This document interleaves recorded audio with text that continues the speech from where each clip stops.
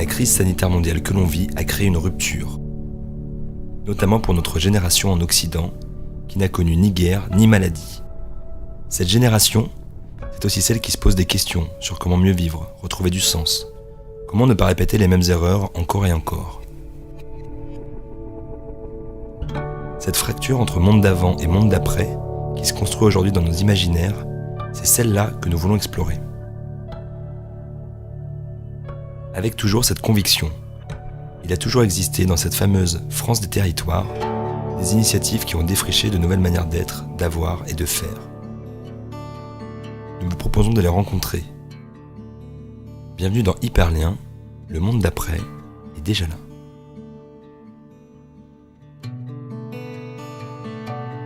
On vient d'arriver à Vesoul, on est un peu fatigué, on vient de faire 7 heures de train, je ne sais pas combien de gares, on passe du coup la nuit ici.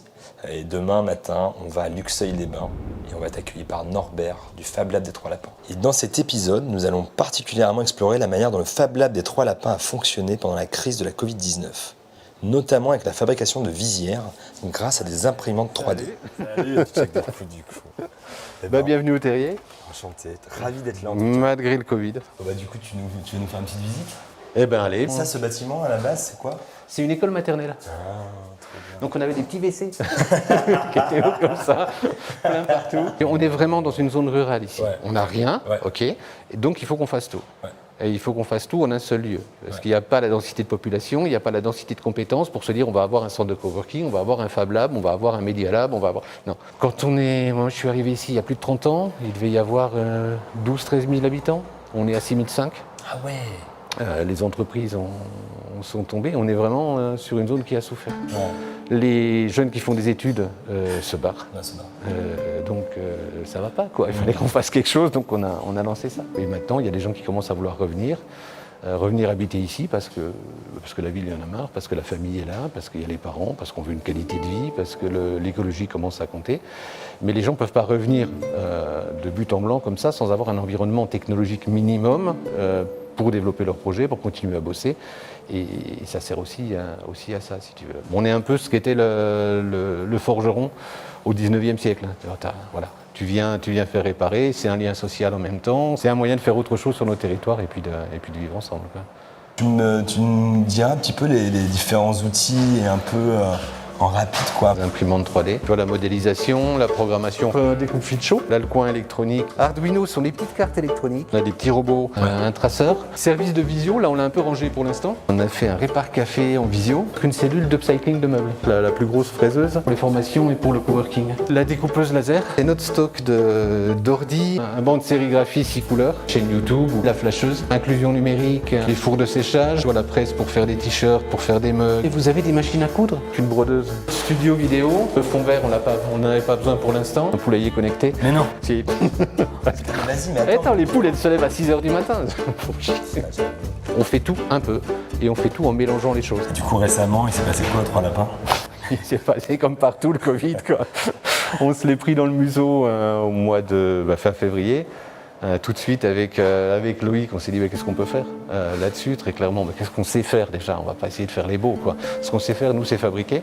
C'est notre truc, on a des imprimantes, on a vu traîner dès le départ les projets de visière, on dit ok, ça on peut faire.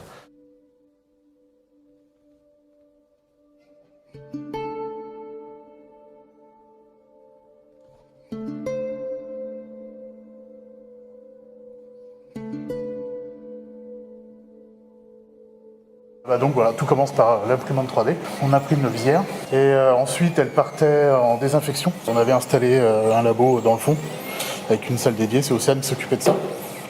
Du coup elle faisait la désinfection et après elle faisait le montage des visières, des élastiques. Et on mettait tout dans un sac poubelle scotché pour garder, pour que ce soit un minimum stérilisé. Alors de base, j'ai été en formation Orange pour découvrir ce que faisait le Fab Lab et tous les outils numériques qu'ils proposaient. Et lors du Covid, j'ai voulu m'investir et du coup, je leur ai envoyé un mail pour savoir s'ils avaient besoin d'aide. Trop bien. Et donc, t'as dormi là jour et nuit? C'est ça. Et ça partait où après, du coup? Alors ça partait au début, principalement on faisait tout le corps médical. Tout ce qui était service public, c'est surtout eux qui étaient vraiment en demande, quoi. Et du coup, qui est-ce qui faisait l'approvisionnement? L'approvisionnement, alors on a été aidé par les militaires, la base militaire d'à côté. Trop bien. Et voilà, parce qu'on a fait des commandes en urgence, ça a été très compliqué en fait. Beaucoup de makers dans la France se sont mobilisés pour faire des visières pour tout le monde. Et du coup, il y a eu un gros problème d'approvisionnement. Tout le monde était... il n'y avait plus de stock, plus rien nulle part. Et donc quand on en trouvait, pour l'avoir rapidement, on allait trouver dans une usine en France. Et pour l'avoir rapidement, les militaires sont proposés. Et ils sont partis nous chercher des premiers approvisionnements de plastique. La première semaine, voilà, pour trouver nos marques, pour rentrer à une production à peu près correcte, la première semaine, j'ai dû faire 30-40 visières par jour. Et à la fin, j'étais à une centaine, quoi. Ah ouais. Voilà. En fait, tu pouvais bosser, Norbert était en Espagne, C'est ça. vous étiez là, Ouais. vous bossiez avec des gens qui étaient sur le territoire. Tout à fait. Et puis voilà, je suis parti d'un fichier qu'on a trouvé, qui a été partagé sur les réseaux sociaux. Enfin voilà, après moi j'ai modifié mon fichier, mais chacun a fait sa sauce, on repartage nos fichiers. Voilà, tout ça, ça fait une grosse simulation et c'est vrai que ça permet d'être très réactif. Voilà.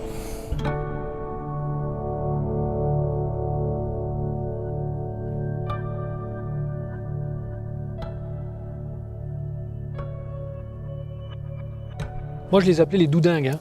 Ah ouais. Genre, ça permettait de dépassionner, de dédramatiser le sujet. Je disais, voilà, il y a des doudingues qui ont une idée, là. Donc les gens après disaient, tiens, des doudingues. Loïc Laborie, je suis assistant parlementaire de Michel Raison, sénateur de la Haute-Saône, ancien maire de Luxeuil-les-Bains, qui était maire de Luxeuil à l'époque de l'ouverture du tiers-lieu, enfin du Fab Lab à l'époque et du tiers-lieu. Et aujourd'hui, je suis adjoint au maire de Luxeuil. C'est vrai qu'il nous a fallu un temps fou. Ouais. Pour déjà nous comprendre, déjà il faut être humble, hein. Un temps fou pour comprendre et puis un temps fou pour convaincre. Et Voilà. Fab Lab, à ce moment-là, toi tu en comprenais quoi du coup? Tu disais quoi? Je me suis dit, on a des compétences disséminées sur le territoire, par exemple eux, qu'on ne connaissait pas. Il y en a d'autres qui travaillent chez General Electric à Belfort mais qui habitent tout près d'ici, qui travaillent chez Louvkin, mais voilà. Et on se dit, tous ces gens-là, si on ne les met pas en réseau, c'est de la perte. C'est de la valeur ajoutée, c'est de la matière grise perdue. Et donc l'intuition, c'était la création de ce réseau, créer un lieu, parce qu'on peut mettre les gens en réseau, mais s'il n'y a pas un lieu où ils se rencontrent, où ils échangent, où on mutualise, il manque des bouts. Et voilà, c'est vraiment parti de ça, en se disant c'est quelque chose qu'on n'a pas, qui se développe ailleurs, notamment en milieu rural. Et puis comme on sait qu'ici, on n'a pas de centre de recherche, on n'a pas d'université, il faut qu'on crée nos propres moyens de développement. Tu vois, c'est quoi le message qu'il faut faire passer du coup à des élus qui auraient peur mais qui auraient envie de se lancer? Les meilleurs ambassadeurs du Lab, ça n'a pas été nous, hein. Ça a été Norbert, ça a été Emma, ça a été tous ceux qui ont gravité autour du Lab, qui ont fait la preuve par l'exemple que ça pouvait être utile. Et d'ailleurs, il y a des élus qui ont été convaincus quand ils ont découvert que certaines personnes de leur village venaient au Lab sans qu'eux le sachent, par définition. Ils se sont dit, mince alors, le Robert, il vient au Lab et moi je ne le sais pas. Donc là, ça, une petite prise de conscience quand même sur, tiens, ça peut être utile.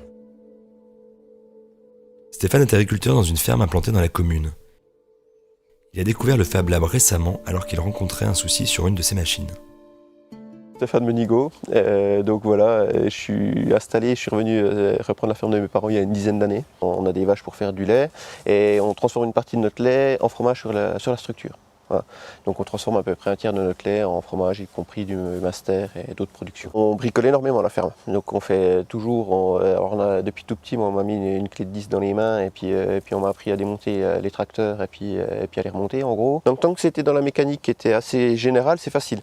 La transmission se fait facilement, on vient te montrer, on se met au-dessus du moteur, de coups de clé, etc. Il y a eu le passage à l'ordinateur, mais plutôt à les utiliser qu'à comprendre comment ils étaient montés et autres. Et ce passage-là, on ne l'a pas ni en formation scolaire, ni nulle part. Donc en fait, tu as un gap, et du coup, notre modèle de développement sur l'exploitation qui était d'essayer de gérer tout, de se dépanner soi-même, et puis de bricoler pour pas que ça coûte cher, et puis qu'on arrive à s'en sortir financièrement, aujourd'hui, ça n'existe pas. J'ai une pièce qui a cassé sur un Manitou. il s'avère. Et puis quand on a demandé le prix de la pièce, c'était 1250 €. Puis vu que j'avais connaissance de ça, j'ai dit tiens, c'est l'occasion, aller voir ce qu'il est possible de faire, pas faire. Et c'est comme ça que je me suis retrouvé à pousser la porte. On s'est posé derrière un ordinateur, on a modélisé la pièce en 3D, on m'a donné les bases, etc., expliqué l'impression 3D. Et c'était parti. La pièce, on en a fait une première en modèle, on a essayé, ça marchait, on en a refait une un peu plus jolie esthétiquement et le Manitou marche. Mais oui, ça intéresse les exploitants de se dépanner à moindre coût par défaut et puis de trouver des solutions alternatives. Et je savais que les Fab Labs s'étaient montés depuis longtemps dans certains points et j'avais eu connaissance de celui-là. Donc j'ai trouvé cette démarche super importante et bien collée sur le territoire parce que le territoire rural est aussi impacté, j'ai envie de dire, par la technologie que les autres. Est-ce que le Fab Lab des Trois Lapins, c'est un peu le futur des territoires? Alors, le futur, on ne l'invente pas, on l'écrit. Donc les Trois Lapins, ils sont là aujourd'hui. Je pense que c'est un support qui est intéressant, qui est amené à se développer. Et je pense qu'on le voit bien. Et après, le futur, c'est écrit ensemble. Et je pense que c'est ce terme d'ensemble qui est important. Et la raison d'être des Trois Lapins, c'est l'être ensemble.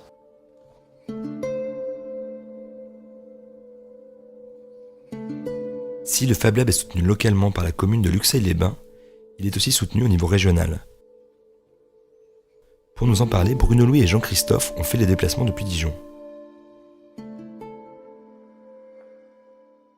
Jean-Christophe Henrard, je suis chargé de mission à la mission régionale pour la médiation numérique. Bruno Louis Seguin, je suis chargé de mission à la région Bourgogne-Franche-Comté au sein de la délégation à la transformation numérique. La région Bourgogne-Franche-Comté, c'est intéressant, Luxeuil, c'est assez représentatif de beaucoup d'endroits de cette région. C'est une région qui est très peu dense en nombre d'habitants par kilomètre carré.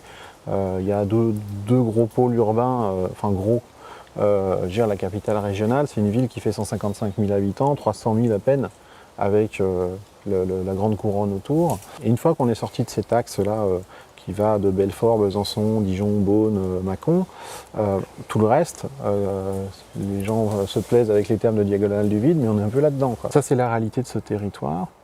Beaucoup de zones rurales où justement, parfois le numérique n'est pas encore arrivé au sens se connecter est compliqué. Pour autant, on dit partout aux gens, à la télé, radio, appel, machin, on dématérialise et on ne donne pas à toucher, on ne donne pas à accompagner, quoi. Voilà. Donc des lieux comme ici, c'est extrêmement important parce que c'est le lieu où je peux venir expérimenter, me rassurer, me dire aussi parce qu'il y a une communauté que je ne suis pas tout seul. Voilà. C'est sortir de cette logique du guichet où j'arrive, on me fait mes démarches à ma place. Se prendre en main, c'est mieux. C'est là où il y a besoin finalement de lieux où on va rassurer, de tiers-lieux intermédiaires, où on va pouvoir être confronté, rassuré. On n'a pas besoin de grands experts dans ces lieux-là. On a besoin de gens qui éclairent les autres. Mais il y a les lieux et puis il y a surtout les personnes qui sont dedans. Et c'est eux qui sont le ciment de ces lieux. Et on pourrait avoir les lieux posés sur la carte. Si on n'a personne dedans pour faire vivre, pour animer, pour aider, soutenir, ça ne marcherait pas. Est-ce que finalement, parce qu'on parle beaucoup du monde d'après, sans forcément savoir ce qu'on met derrière d'ailleurs, est-ce que ça ressemble un peu à des lieux comme ça? Je crois que dans les tiers-lieux, le monde d'après, on l'a imaginé avant. Et ça, c'est important. C'est-à-dire que le monde d'après, il pourrait exister tel qu'il a été écrit pendant le confinement, que s'il y a des lieux où l'utopie, elle est concrète. Le tiers-lieu, il permet ça. Maintenant, il faut avoir le courage de l'assumer, de provoquer justement une pratique de la démocratie différente. Et là, on touche à des sujets qui font peur aux élus en place, qui font peur aux décideurs, qui font peur parfois aux employeurs.